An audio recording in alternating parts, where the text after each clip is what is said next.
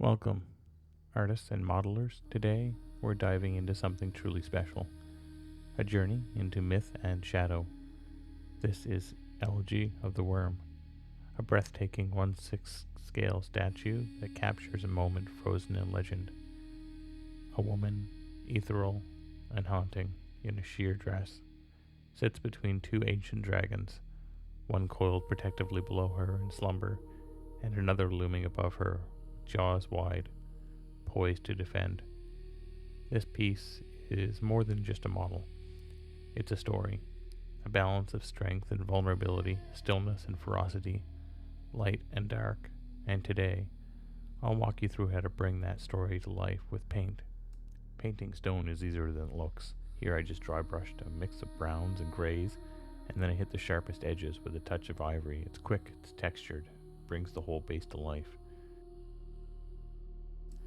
For the sleeping dragon at the base, I'm going to use a base coat of Vallejo Nocturna Cold Flesh, and I'm just going to cover the entire model with that. You could use any color to paint these dragons. Certainly don't copy what I've done here. Dragons don't exist, so it would be ridiculous of me to tell you what color to paint them or not to paint them. You should paint them whatever color you want, because they are not real. For the shadows, I used a Vallejo Nocturna Frozen Flesh, which is just a bit of a darker purple there. And then once I was done with those shadows, I came back in with a mix of that same color with just a drop of purple ink, because I found it wasn't quite as vibrant as I would have liked on the underside there. And then I just went in and tucked in a little bit of that paint in the shadow areas behind the knees and stuff. And then using a Citadel Contrast Drushi Violet paint, I painted around the eyes, around the cheekbones, and really tried to hit the other areas where the skin would naturally stretch around the knuckles, around the knees, that kind of thing.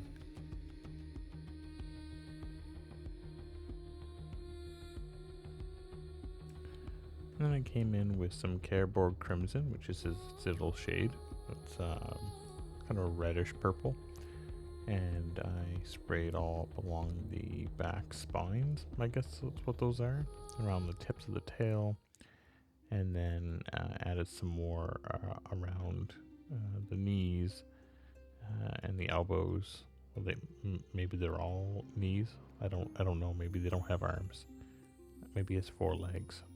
Anyway, and then a little bit more around the face and on the nose, and along the edges of the mouth, and then up along the knuckles as well, just to give it a bit more color there.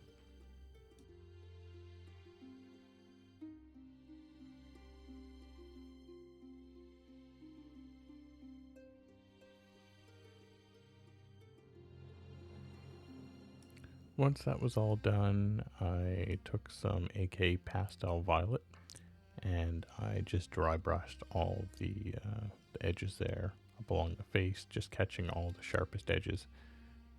I was really careful to get the folds in the skin, but you have to be careful you don't get it on any other part of the skin there. It will look kind of weird, kind of like you smudged paint on it. So just take most of the paint off of that brush and just hit the folds with a really small dry brush. That's how I do it here.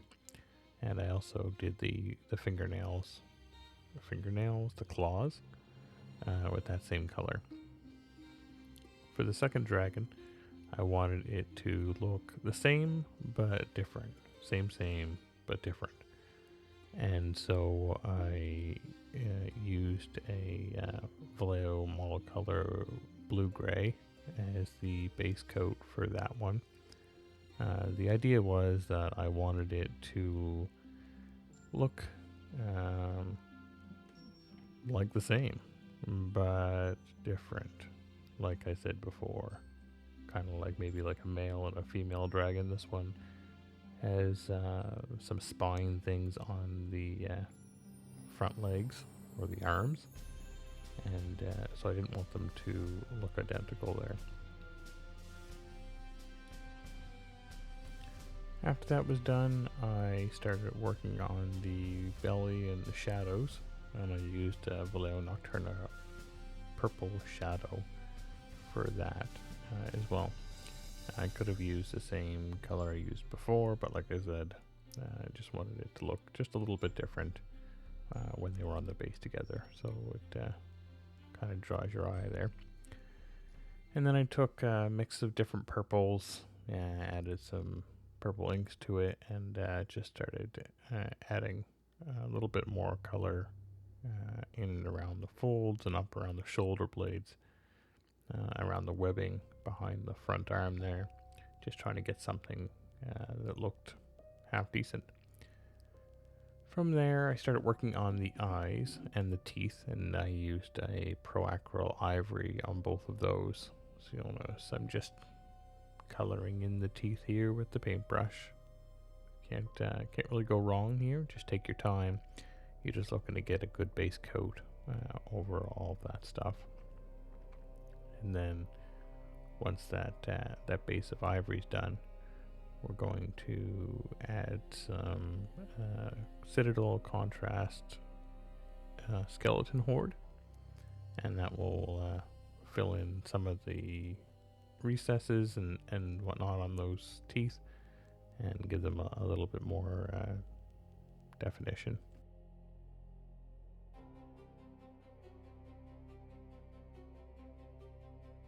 Moving on to the inside of the mouth and around the I guess they're like dragon jowls or whatnot, I used Berserker Bloodshade on those parts of the mouth, around the tongue, up underneath the tongue, inside the mouth, and then I took a little bit of UV resin and I put that over the eyes here. And then after I was done with that, I just took a little bit more of that Berserker Bloodshade and put it on the eyes, and it sort of runs a bit more when you've got a coating of that UV resin, and that gives it kind of like a bloodshot eye kind of look.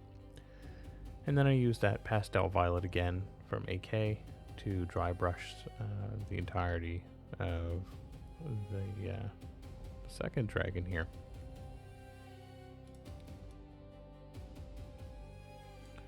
And then using the same process as before for the claws, except for this one I ended up dry brushing a bit of Pro-Acryl ivory on those claws. And then once that was done, I came back with a little bit more of the AK pastel violet and dry brush that over the scales and some of the sharpest edges there, just to give a little bit more of a pop.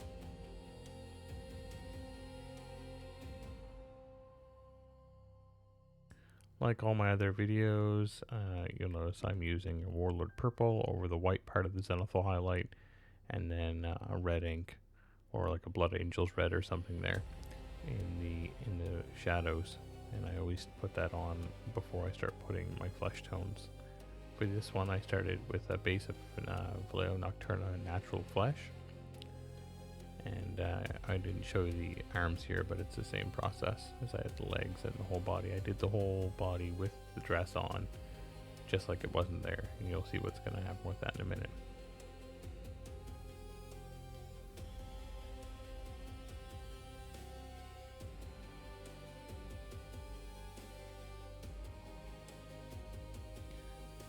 And then mixing an Army Painter Nomad Flesh with 1 drop of red ink, could be any red ink.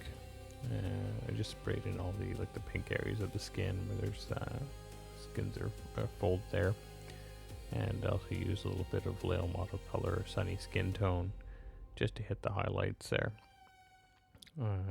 From there, I used a Pro-Acryl ivory and started brush painting the dress. And so what I did was I loaded up the paintbrush and painted all of the folds of the fabric with an opaque white. So you want to take your time here, and you don't want the start or the end of the line to be like squared off, I guess. You want it to be kind of sharp. So you want to keep fluid, quick movements across. So plan your brush strokes ahead, and don't hesitate partway through. You want them to be kind of natural looking there. Now, sheer fabric wasn't anything that I have ever painted before, so I had no idea how this was going to turn out at all. I was a bit concerned it would look really ridiculous and I'd have to go back and paint the entire thing solid color, but it turned out really well. So I think everyone should give it a try. I think the key here really is to paint it starting out like it's not there. And then I went around here and I did the straps and the edges, like I said, like just the thickest parts of where the fabric would lay down there.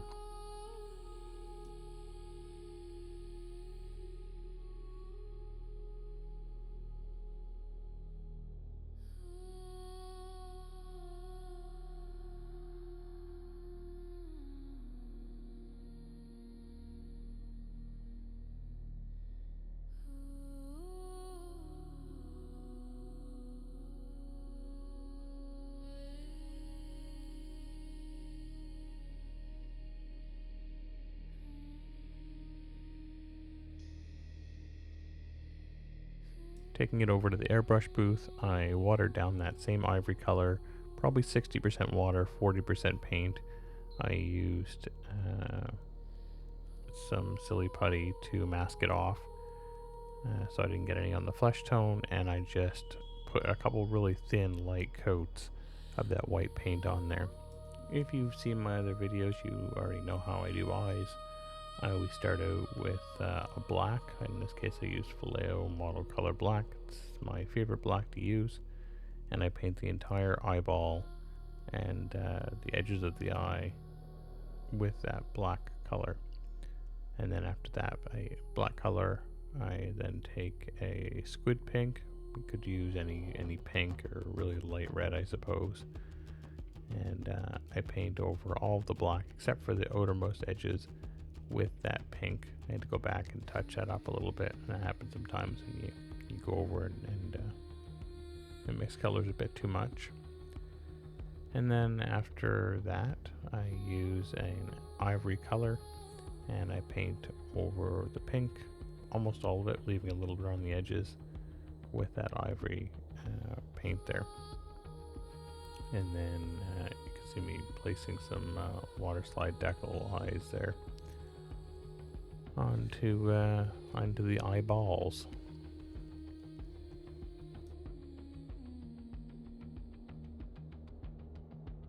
Like a lot of other previous models, I used a Magos purple for the lips, which gives them a bit of color but doesn't make them look unnatural at all. And then ended up using a Proacryl orange oxide dark warm flesh and Vallejo Nocturna highlight skin to do the different colors of the hair.